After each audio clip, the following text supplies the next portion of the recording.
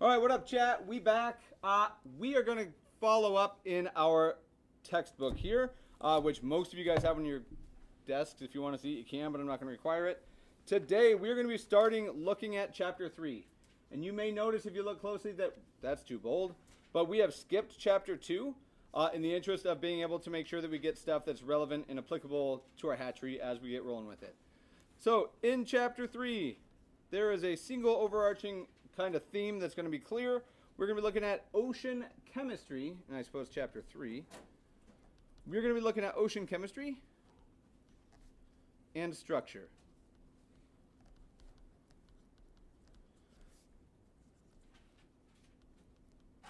Now, there are a handful of tests that we are able to do in person, but we'll talk about that.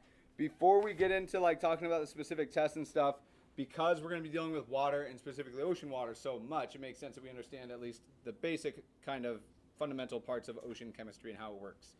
So, some of you guys have taken chemistry courses. At least 2 of you have seen, 3 of you have seen a little bit of chemistry. In Really? That's fair. I didn't love the book that we used.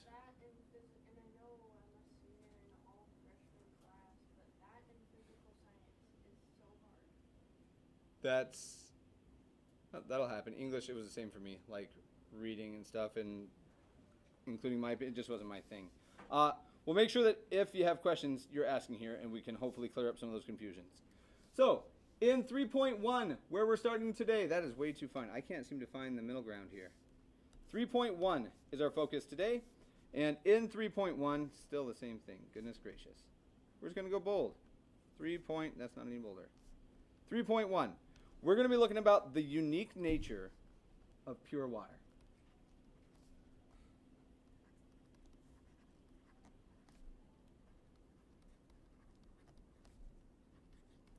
Okay. Now, right off the bat, if you were to visit this planet for the first time, let's say you're an alien species, or you could be human and maybe you're just coming from elsewhere. If you were to come up to Earth in space, what would it look like? Like, what color would you see, you think? Might see green and brown and what other color? Blue.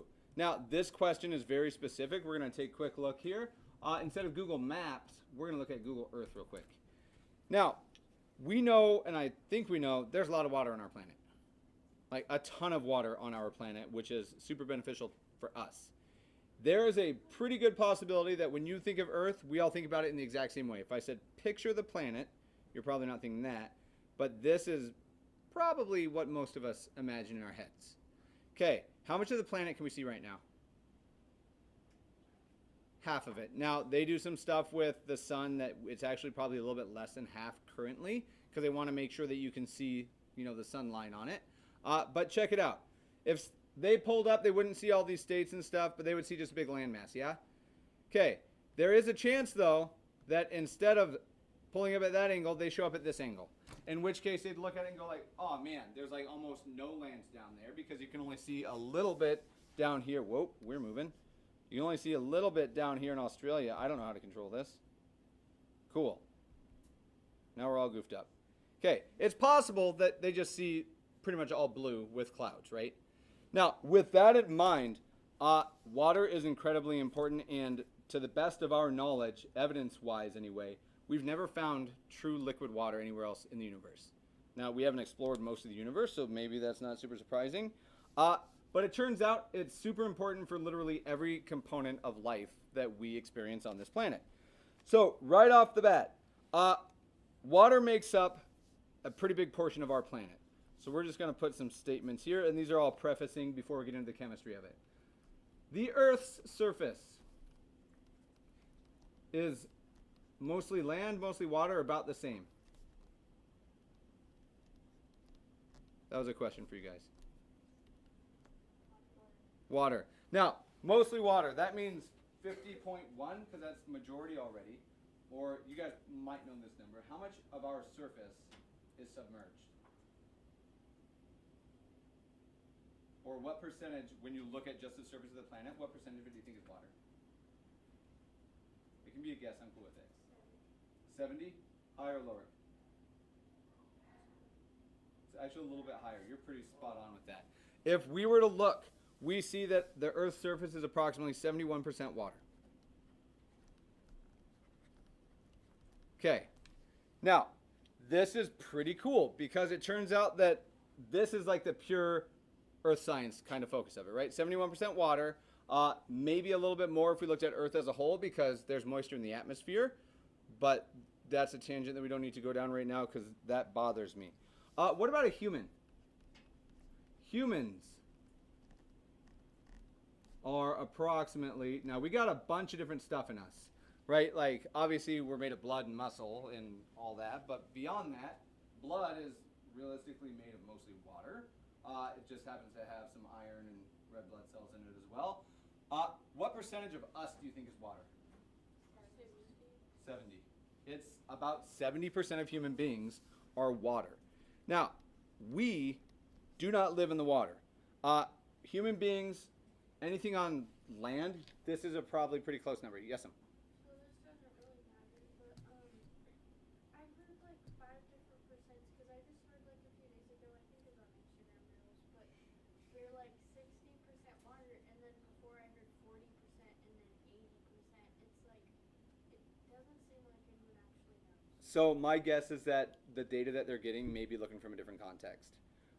If you're looking at only like there's water in every single one of our cells, and this is I don't know exactly 100% where this number comes from, but my guess is that they're looking at on average human cells are 70% water, and then they're building up from there.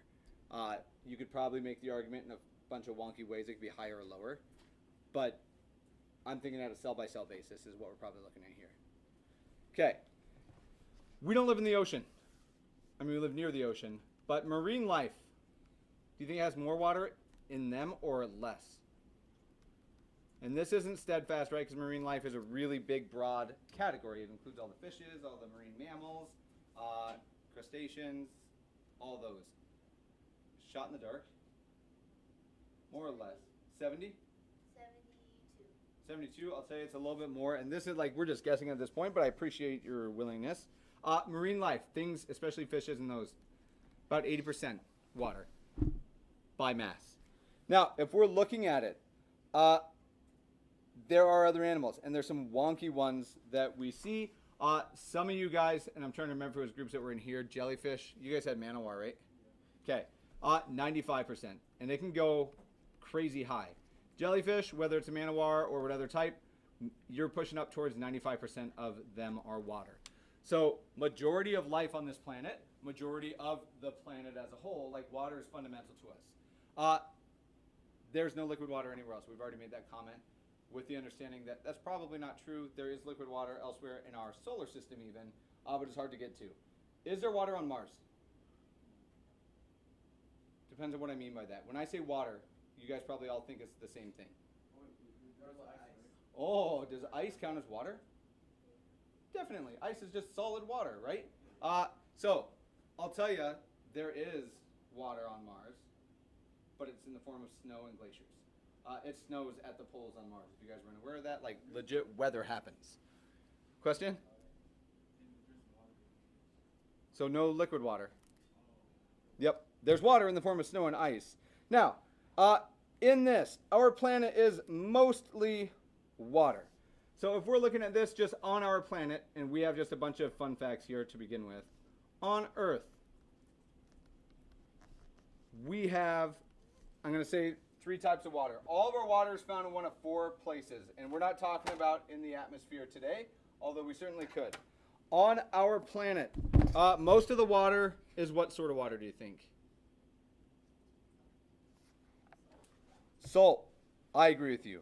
As we look at this 71% of this water, we're going to say that 97.5, we have 97.5% of our water in the ocean. And in the oceans, rather. Okay, 97.5% of all the water on our planet is in the oceans. Now, that's crazy to think about when you consider the alternatives. So water obviously shows up in the oceans, and it's filled with a bunch of different stuff, and that will be the focus as we move on. Where else will you find water on our planet? Oceans, glaciers, lakes, rivers. One more. Say it again. So if you said rain, you're absolutely right, but we're not looking at the atmosphere right now, but that's a great answer. So waterfalls, I would say, are just rivers that move downhill really fast. So creeks are just rivers that move really slow. If you're in the middle of the desert, or if you're somewhere where you don't have like water pipes hooked up, how do you get water to your house? Wells. And you dig a well to get the water that's stuck where? Underground. Groundwater, like stuck deep down. So as we look at this, it's crazy to think about. Of all the water on Earth, only 2.5% of it's fresh water, which is crazy. Of that 2.5%, and I'm not going to make you write this one down though, but 2.5% is fresh water. Of that, 70% is frozen in glaciers, 30% is groundwater, and then the other, and I just rounded my numbers, roughly 0.3%, so 3/1000ths of all the water on our planet exists in rivers, lakes, and swamps anywhere. Like the rest of it's locked up and tied elsewhere. Now, as we go through here, we are very, hopefully clearly focused on two specific types of water. We're looking at the fresh water in a river and things like that, or in an estuary if you'd rather. And we're looking at the water in the ocean. Okay, now in our ocean, we want to think a little bit about the molecular structure, and then we'll start to kind of bring it in. Our oceans taste funny, right? Like compared to regular water, they taste funny. Why? What sort of salt? Because salt is kind of, I don't want to say a broad term, but it really is. When you think about the type of salt that's in our ocean, do you guys recall or know what sort of salt it is? So sea salt is a good answer. That's a reasonable answer. You're right. It's the salt that's in the sea. And I'm going to give you guys a benefit because maybe you weren't able to answer, one, because you didn't know, which could happen, or two, because there's too many different types of salts to add. So when we look at this, sodium is the most abundant. Sodium chloride is table salt. That's what we find in the oceans. But there's a lot of other types of salts that we might find as well. Potassium chloride, strontium chloride, all these different types of salts do exist in nature, and they're in the ocean. We will deal with those. Okay, in our water, in the salt water specifically, 99% of the ocean, 99.5%, is either hydrogen, oxygen, or sodium. The other 0.5%, half a percent, is where all the other contaminants and things that we worry about as, a species come from. So these are all the basic, just kind of fun facts with it. Let's do some chemistry. Now, as we look at water, I would hope that we can quit writing water over and over here soon, but let's look at the molecular structure within. All of a sudden, some big fancy words. How many of you guys recall seeing the word molecule at some point? Can you tell me what it is? Okay, so what's the most basic, I guess, and depends on how much of physics and chemistry you remember. Everything is made of stuff. Would you agree with that? What do we call that stuff? They're made of atoms. It's called matter, and matter is made of atoms. Do you guys remember talking about matter existing? Everything's made of matter all the time. Now, as we look at that, all that matter makes up very specific groups, and you put like one proton together with nothing else, and you get hydrogen. You put two protons together with some other stuff, and you get helium and lithium and beryllium, and you get all of those things in the periodic table of what? Elements. So we're going to make a couple just intro comments here before we dive in. All matter, everything physical that we can deal with, all of it, all matter is made of atoms.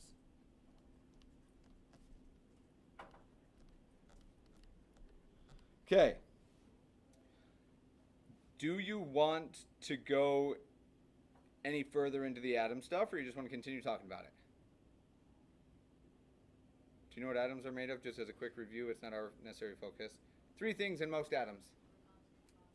Protons, neutrons, and electrons. Okay, awesome. As we go with this, it turns out that if you take 2 or more elements, or atoms rather, we can even say, 2 or more atoms that bond And I'm going to pause right there. When we talk about bond, I'm okay if you just think like stick together. That's all that they're doing. Two or more elements that bond by sharing electrons.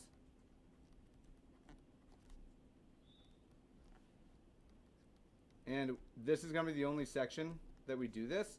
Electrons, just so you guys know, lowercase e, negative. That's the accepted shorthand. If you're typing Control Shift plus, will get you into your superscripts, so you can use an exponent if you want to. You don't have to. Okay. By sharing electrons, two or more atoms that bond by sharing electrons are, and we're going to sneak in a vocab here, covalent molecules.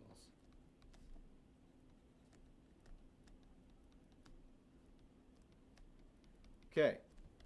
Covalent. All that this means is they share electrons. They're called valence electrons specifically, and when they're sharing them, they're covalent together. Now, as we go with this, we're talking about the chemistry of what? Water. What's water? It's H2O. Okay, as we dig into this, water is H2O. So here we go. We're going to get our first little subsection. We're just going to name it that. Water is H with a subscript 2 and O. Oh, what do those mean? 1 part hydrogen, 2 parts oxygen. You're super close. 2 parts hydrogen, 1 part oxygen. 2 parts hydrogen and 1 part oxygen. Now, the universe is crazy, just in general. Regardless of what it started, what you believe, doesn't matter. The universe is just bonkers when you think about it. In the beginning, no matter what caused it, there was hydrogen. Like, hydrogen is the first element that shows up. It's the easiest to make because all it takes is a proton and an electron. That's it. Which means at some point in time, the only atoms in the entire universe that existed were hydrogen. Every single one of them. Which means right now, as we're sitting here and thinking about it, what we really have, and it's awesome, is that we started as hydrogen that just had enough time to start thinking about and naming itself hydrogen. That all came from this one element. Now, as we go through here, on the periodic table, you guys likely, I'm certain you don't have it memorized. Do you know, I already commented the first element on the periodic table. Do you remember what it is? It's hydrogen. Okay. Do me a favor, in your desk, maybe with the exception of people in the back row, you're going to find a fisheries science book. Open to the very back page, find me where oxygen is. Just make it a race. What? Is oxygen 8? Yep. I know that. Hydrogen, helium, lithium, beryllium, boron, carbon, nitrogen, oxygen, fluorine, neon. Is it up? It is, yeah, it's 8. Very back is where it should be. Is it not in the very, very back?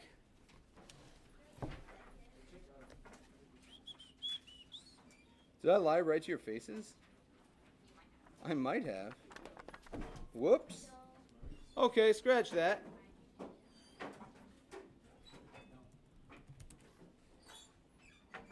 All right, here's a periodic table. Now, we're not in a chemistry class. And that's okay or bummer or awesome. I don't really have a strong opinion on it. Couple things. This number of protons. So hydrogen only has 1, it's the easiest to make. Helium over there has 2. Lithium, beryllium, and just whatever numbers in the top left is how many protons they happen to have. Now, to be covalent, I'm not going to go crazy with this, but just like straight up size. If we imagine a proton is a physical ball, which that's how it's always presented, it's not. It's weird. Imagine this is a single proton. If you have a single one of these, which element do we have? Hydrogen. Now, we're combining this with oxygen, which has how many? 8. Do you agree that oxygen must be bigger? There's 8 protons shoved together, and there's some like special things we need consideration for. But here's what I want us to think of. If you need it, just so we have it, I'll make this last comment. Water is H2O. This consists of 2 hydrogen and 1 oxygen that we set up above. I've made the claim that this is covalent. They bond by doing what with their electrons? They share their electrons. That share electrons. All right, Casey, you might hate this next part because I don't know how well you're going to be able to draw pictures, but maybe you can. We'll try. So check it out. I'm going to draw a hydrogen here, or sorry, an oxygen, and it's literally just going to be a big ball. So I will scribble into it, but let's say that that's an oxygen. Okay, to really kind of drive that home, check it out. We'll get crazy. We'll say that this is oxygen, O. Now, without going crazy into the chemistry, oxygen wants to have 8 electrons. It wants it. Hydrogen is a weird guy in here. It wants to have 2 electrons. Normally, when you look at the periodic table, the number of protons is equal to the number of electrons. So, it wants to have 8 electrons. Oxygen only has 6. That's kind of a bump. Okay. Beyond that, though, I'm sorry, it wants to have 10 total. That's my mistake. It has 8. It needs 2 more to get into its ideal opportunity. Hydrogen only has 1 electron, but it wants 2. So when we're thinking about water, there's something really awesome that happens. I'm going to use this lovely blue color, and they're going to be smaller, but it's almost like Mickey Mouse. We have a water molecule in front of us. We have a single oxygen, and within that single oxygen, connected, we get 2 of these little H's. Okay. Now, as you look at this, there's a ton of chemistry that goes into explaining this, and it talks about the positive and negative charges. But let's think about this for just a second without a crazy amount of physics or chemistry knowledge. Oxygen is made of protons and electrons, right? Which one's positive? Protons, which means electrons are. So let's check this out real quick. We've had this oxygen that is sharing its electrons with hydrogen, right? So they're getting closer to hydrogen, further away from oxygen, which means this thing is going to have a charge. If it's willing to peace out with those electrons, it's going to get positively charged or negatively charged? Positive. Good. It'll be positively charged. If this guy is taking electrons, they're getting closer, it's going to take a negative charge with it. All of a sudden, it means that if we were to look at this atom, what you wind up seeing is charges on the ends. This is a single piece of water. Have you guys ever seen a single piece of water? I don't think so. Usually it's like trillions of them together in a cup. Now, if I pour out water, does it typically stick together? Why? So that's a good thought. We're going to pause here. We have 2 hydrogen and 1 oxygen. They're sharing electrons. That's how they're stuck together. Water is unique in the fact that it does something that most other things don't. Lots of compounds do, but water shows up naturally on this planet and this planet alone, liquid water specifically. We're just going to make one last comment here. Super important, water is polar, or I'm just going to say polarized. Similar word, and I guess the exact same word as your glasses. When you think about the poles of Earth, there's 2 of them. You call them what? North and south. North and south pole, like, why do we call them poles? So they're opposite. Imagine a magnet, not the Earth. Imagine a magnet. Are there poles on it? What are they? Negative and positive, or north and south, all the same.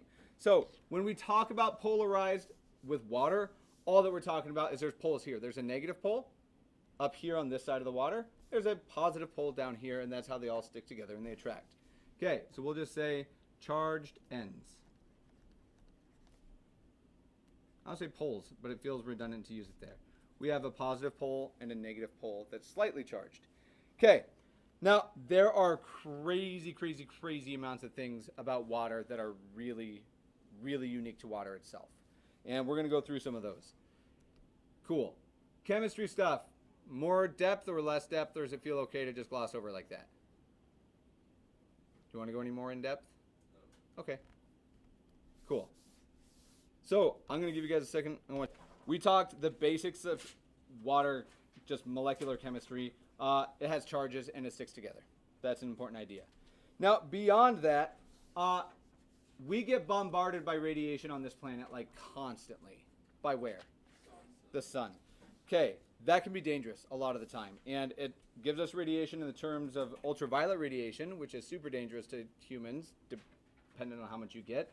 But it also gives us a bunch of thermal energy. Hit It's it. supposed to be like a solar flare, super big. There's always super flares. This one's supposed to be like a huge one that we haven't seen since like 2017 or something. Oh, I wouldn't be worried about that.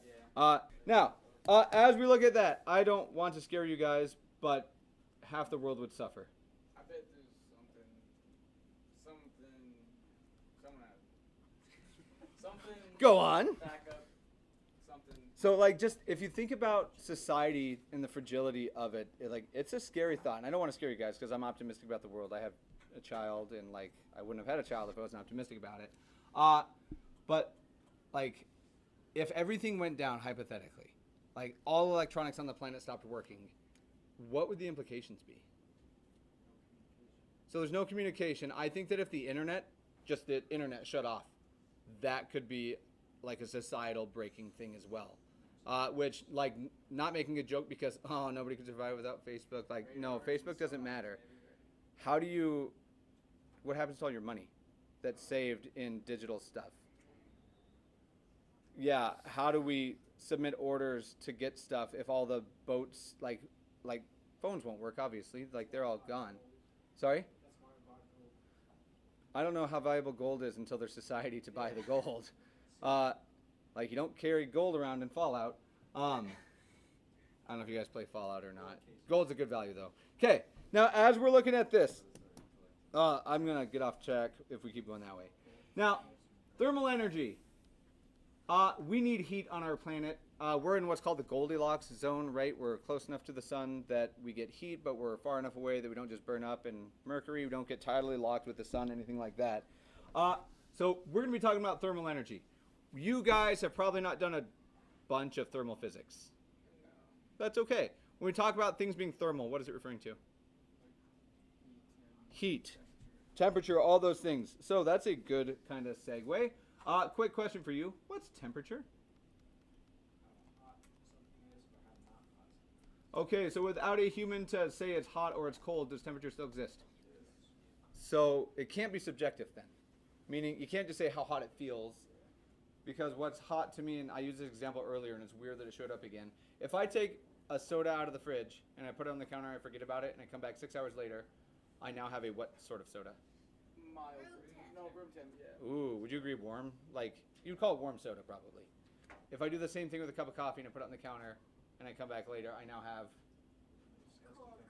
cold coffee. So notice that just strange little thing though. The same temperature is used to say hot and cold because they're both room temperature, which I was not expecting room temperature. Good answer. But it's totally subjective. So as we look at this, we need a formal working definition that goes beyond just, human interpretation of how it feels. Because right now it's not terribly cold out for me, but when Mrs. Holby gets back from Brazil next week, she's going to get here and she's going to be cold because we're just so used to it, right? Now, as we go through here, temperature. In the real formal sciencey definition, we are going to say that this is the average kinetic energy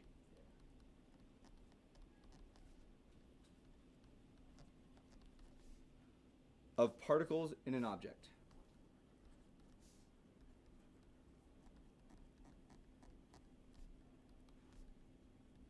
Now, this idea, we're not in a physics class, we're not in earth science, but I'm just make sure that we have it.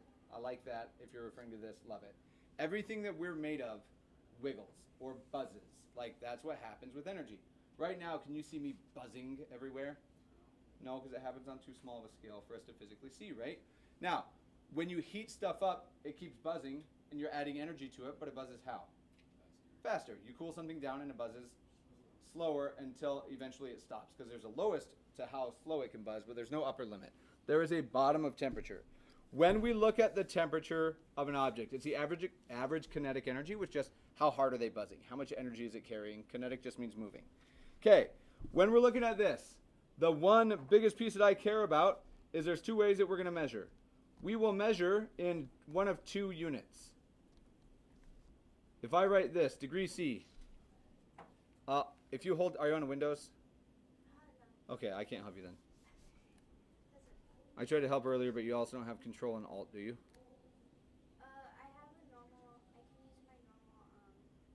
And you're typing right now? You know when you text, it has. You can do it on normal text messages. Okay.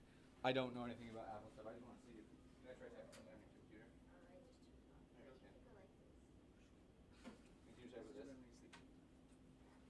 Okay. Oh wait, what? Alt. They're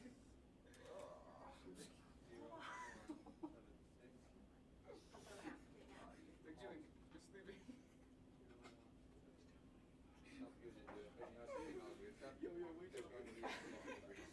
I don't know what it is. Not on yours. I Okay. haven't like figured out all the stuff. Yeah, and I won't be able to help. Okay, we're going to either measure it in this, which is what, degrees? Or this. Oh, kinetic. Nope. Energy. Kelvin. Oh, Calvin. Kelvin. Now, what's weird about this is Kelvin. Dwayne! Oh, that one didn't startle you this time. He hasn't moved. If you need to go get a drink, please do so, okay? He's trying to sleep with his Cool. eyes open. All right. Now, Kelvin and Celsius move at the same rate. 1 degree Celsius increase in temperature is the same as an increase of 1 Kelvin. The only difference is Celsius is focused around water. 0 is an important number with water. 100 is an important number with water. Kelvin is centered around not water, but the universe itself. There's an absolute 0 in Kelvin. Nothing can ever get that cold or else everything would stop. But there's no upper limit. Now, temperature is often confused with this different idea where we talk about heat, which temperature and heat are different ideas. They're around the same concept, right? Like you can't have heat without higher temperature. But when we look at this, instead of the average kinetic energy, heat, we just look at the total kinetic energy. And I would use KE for kinetic energy if I were you. The total kinetic energy of all particles.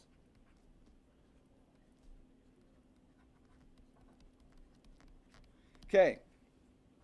Now, as we look at this, a couple fun questions that just turn up. Imagine I have a cup of coffee or a cup of water at room temperature, and I have a swimming pool full of water at the exact same temperature. Which one has more heat? Why? Yeah, instead of, and I'm just going to use fake numbers, if there's only 100 water molecules here, and the average is, or that, yeah, the average temperature is, let's say, 50 of those, heat is all the particles. So when you have, instead of 100, you have trillions of particles. There's more heat, even though it's the same temperature. Okay, last little tiny piece.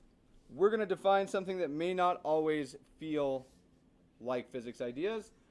When you buy food, there's a nutritional label, right? What are the sorts of things you're going to find on the label? You might find some of the preservatives and the ingredients, for sure. Anything else? Ooh, the calories. What's a calorie?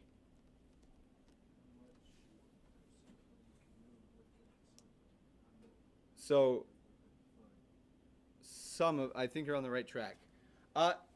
There are certain things that take a known amount of energy to change something about it. And this is a weird idea. We're doing newtons in physics right now. Do you guys ever remember talking about newtons? Okay, and ever not really knowing what a newton was because it's a weird idea? A newton is the unit for it. If you remember physical science with Mrs. Holloway, newtons are measured like this, kilogram meters per second squared, and it's ugly. Okay, if you've never heard this, these ideas, the label's ugly, but the concept's nice. A single newton is the amount of energy that it takes to accelerate a 1 kilogram object at 1 meter per second squared. So you have a kilogram in front of you and you want to make it go 1 meter per second faster over and over. That's 1 newton of force is all it takes. That's how we define it. Now, calories, it turns out, are very much related to this. When you look at calories on your food, couple things. You're looking at kilocalories. They don't say it, but it's in thousands of calories because calorie is thermodynamics. It has to do with heat and energy and the transfer of temperature and all that energy. So we're going to define a calorie right now in the terms of chemistry. The energy required to increase 1 gram of a substance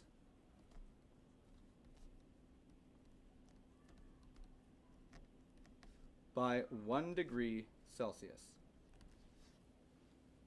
Now, it's really cool if you've never seen how they figure out how many calories are in food. They dehydrate it so there's no water, and then they put it inside of this fancy furnace that literally just measures how much energy do you have to put into it to get this to fall apart. It's called bomb calorimetry. It's bomb calorimetry. Okay. I think I have one more little comment, then we're going to take a brain break. If I were cold, like my hands were cold and your hands were hot, and we went to shake hands, and we held hands, like we just embraced that handshake, eventually our hands would be the same temperature, right? Yeah. Okay, so here's a question for me. Am I making your hand cold, or are you making my hand warm? Because they can't, like, it might seem like they're both true, but they're not really both true. They're kinetic. They're. So, are you going to guess? No. Okay. Gonna figure it out. So, we can see the same thing happen, and it happens all over the place. And it's the way that energy typically moves. If I heat up a pan of water, and I like put it on the burner, which water gets hotter? The bottom or the top? Why?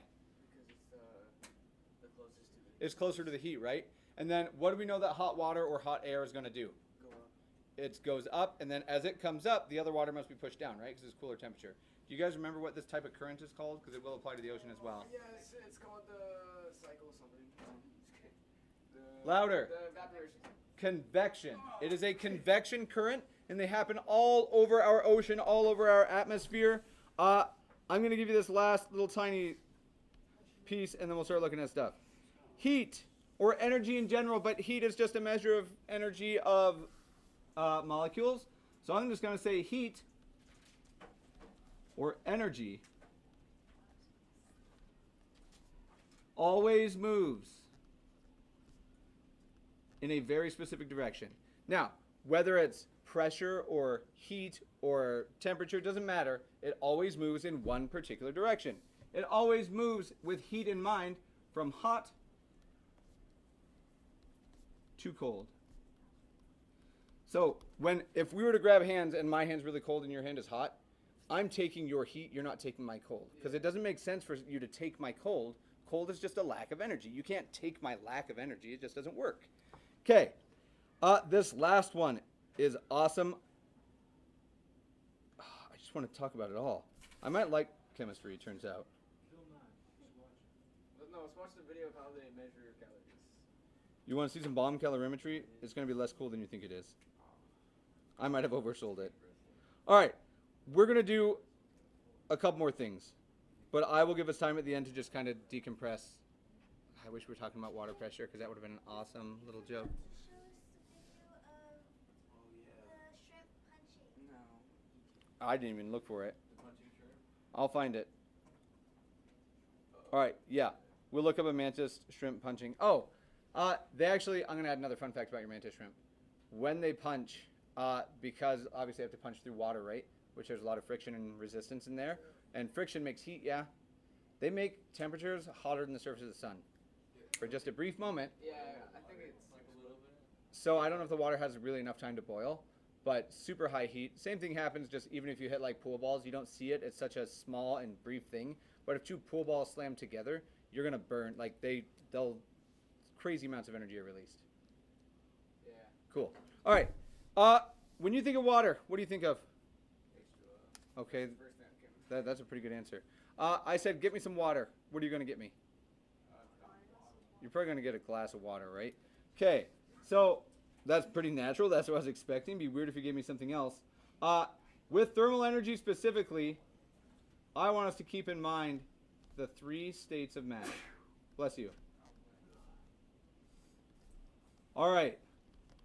Now, this kind of bugs me, but this is how it's always presented. 3 states of matter, and specifically, what matter are we referring to in this section? Water matter? Water. H2O. Okay.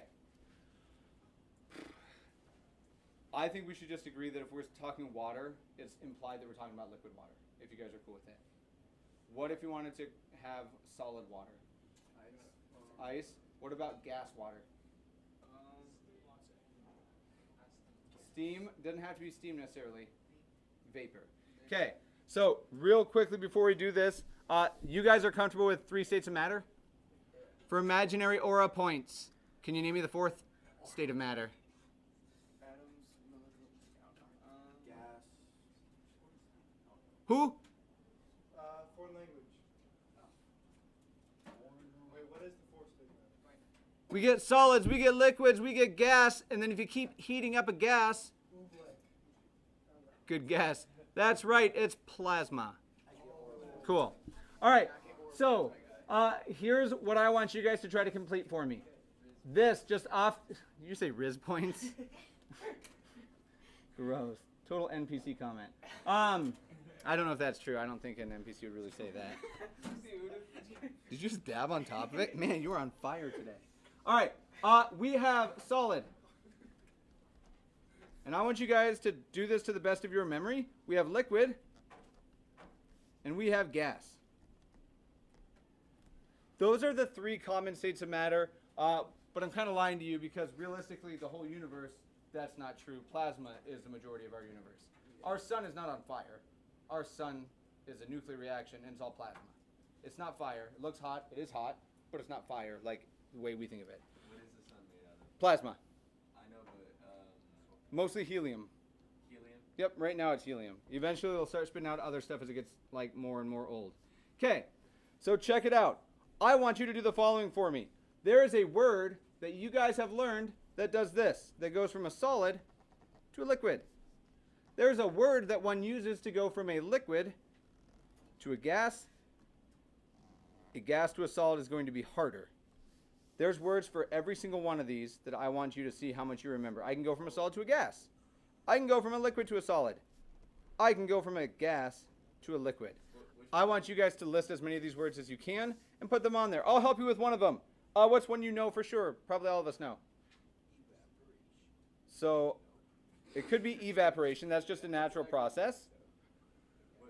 Which one is subliming? That's a good question that we'll deal with here in just a minute.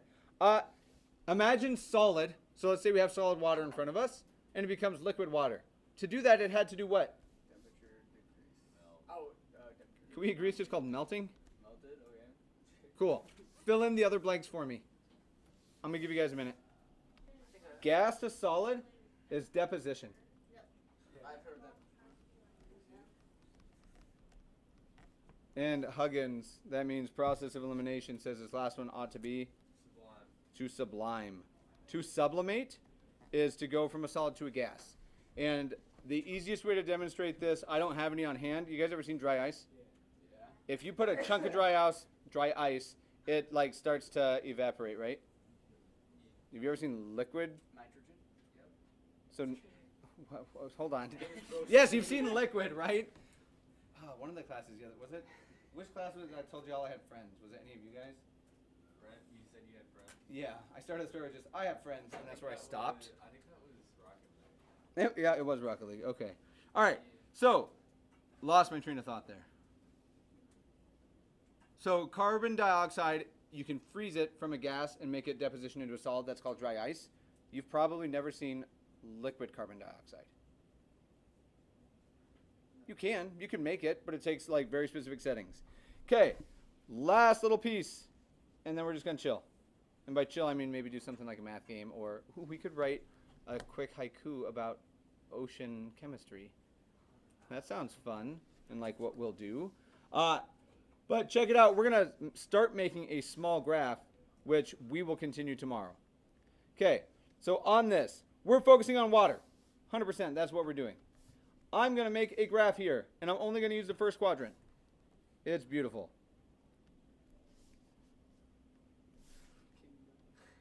So check it out. Let's say we have time on the x-axis, and then we have temperature here. And we'll just say this is temperature in degrees Celsius right now. This is going to be a weird idea. Can things be colder than 0?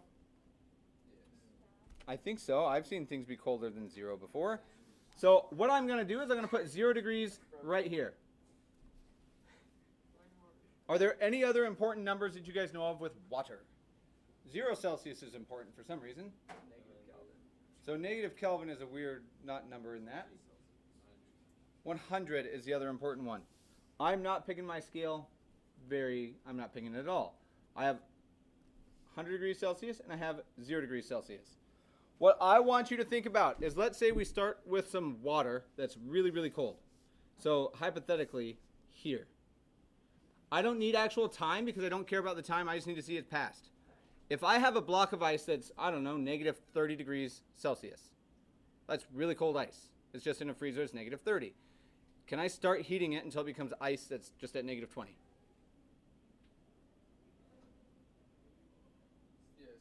I think so. Could I keep heating it until it's ice at negative 10? Could I heat it until I'm at ice at 0? No. You don't think so? Scout, probably, yeah. Probably, maybe, I don't know. Well, Okay, go ahead. I have my mind. Here's what I want you guys to do. I'm okay if you have to draw another one. I don't want you to erase. I want you to very clearly show that we have water starting at this temperature, and then show me what happens. If it just does this, I don't think it does just that, but it could. Show me in each different section what happens. And I'm going to help us with the first one. I can start heating ice, and it stays ice, which feels weird because when you think heat, again, from this human perspective, you're thinking about like hot enough to melt it. Doesn't have to be. I can increase the temperature of ice until it gets to where? Right here. This is a special value. This is called the what point of water? Love it. The melting point. That's because we're going that direction. The other direction, the same temperature, is called the something else point. The freezing point. So melting and freezing are the same thing, right? Just direction oriented. What happens if I heat up ice and it's now at 0 degrees and I keep adding energy? Does it get hotter? Am I going to have ice that's now at 1 degree Celsius? No. It'll start to change state. Now, have you ever seen ice go from ice to an instant later it's pure water? No, it slowly melts, right? So what winds up happening, and this is awesome and demonstrable within a lab setting, not so much with the freezing because we don't have fancy stuff to do this, but if I keep adding energy, it stays at 0 degrees until all of that solid ice has changed to liquid water. Once we get here, if I keep adding energy, what happens? The outside of the ice melts and then the inside of it melts. So this whole section right here is change of state. We're adding energy not to melt it, not to increase the temperature, just to change state. And specifically, we're going from solid to liquid here. Once I get to this next section, I'm going to use this green color. I have 0 degree water at this point in time. And it could be liquid water. Can I heat up liquid water? And I could heat it up until it gets all the way up to 100 degrees, right? At 100 degrees, can you make the water any hotter? No, probably vaporize. Ooh, you can't, right? Because all of a sudden, you get your water to 100, and it stays at 100 until there's literally no more water left. At which point, what happens? Change states. It changes state again. We've gone from solid to this whole energy added to change state to liquid to adding a bunch of energy to what's our last state? Gas. Gas. Now, spoiler alert, trends and patterns in science and mathematics often show up in science and mathematics. I can keep increasing the temperature of this gas, right? Until eventually it gets so hot that it wiggles so hard that the electrons peace out. It explodes. And so it won't explode, but the electrons say, see ya, like they just leave. Which means I now have charged particles that are super duper hot called plasma. Cool. I'm going to give you guys like the last 2 minutes to just do you. Cool. Can I show you my notes? Sure.